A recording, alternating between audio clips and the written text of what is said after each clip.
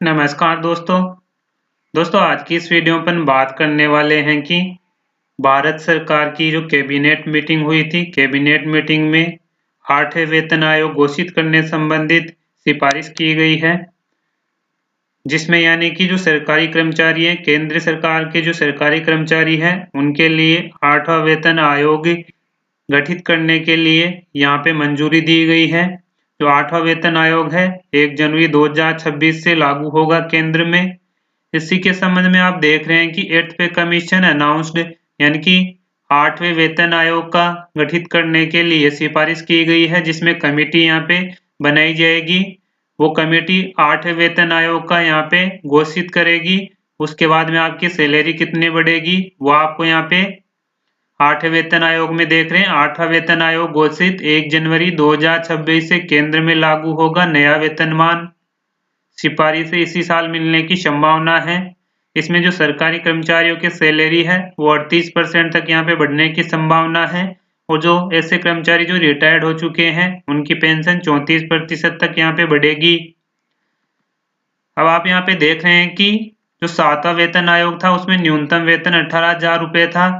अब जैसे ही यहाँ पे 8वां वेतन आयोग लग जाएगा 1 जनवरी 2026 से, तो न्यूनतम वहाँ पे वेतन है 18,000 से बढ़कर 46,000 रुपये हो जाएगा। 7वें वेतन आयोग में न्यूनतम वेतन 18,000 रुपये है। जैसे आपके यहाँ पे 1 जनवरी 2026 से 8वां वेतन आयोग लग जाएगा केंद्र सरकार में, तो न्यूनतम यहाँ पे वेतन 46,000 हो जाएगा, और ग्रेच्युटी भी करीब 2.5 गुना तक यहाँ पे बढ़ जाएगी।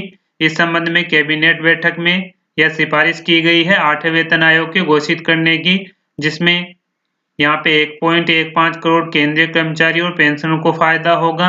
अब आप इससे यह समझ सकते हैं कि आपकी सैलरी कितनी बढ़ेगी।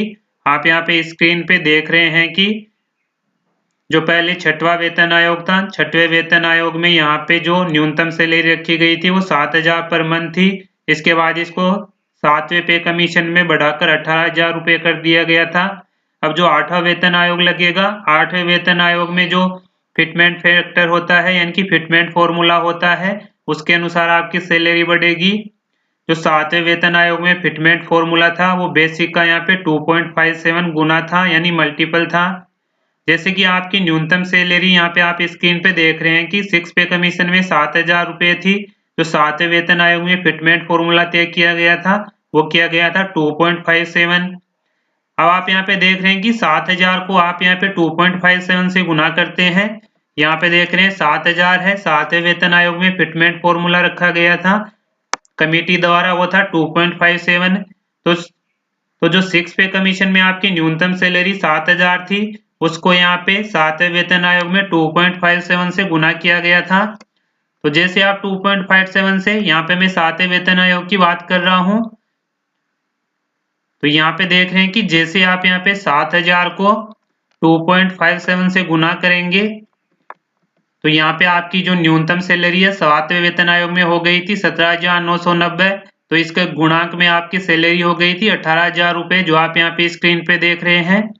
7वें वेतन आयोग में सैलरी हो गई थी जिसका फिटमेंट फॉर्मूला था, फिटमेंट फैक्टर था 2.57।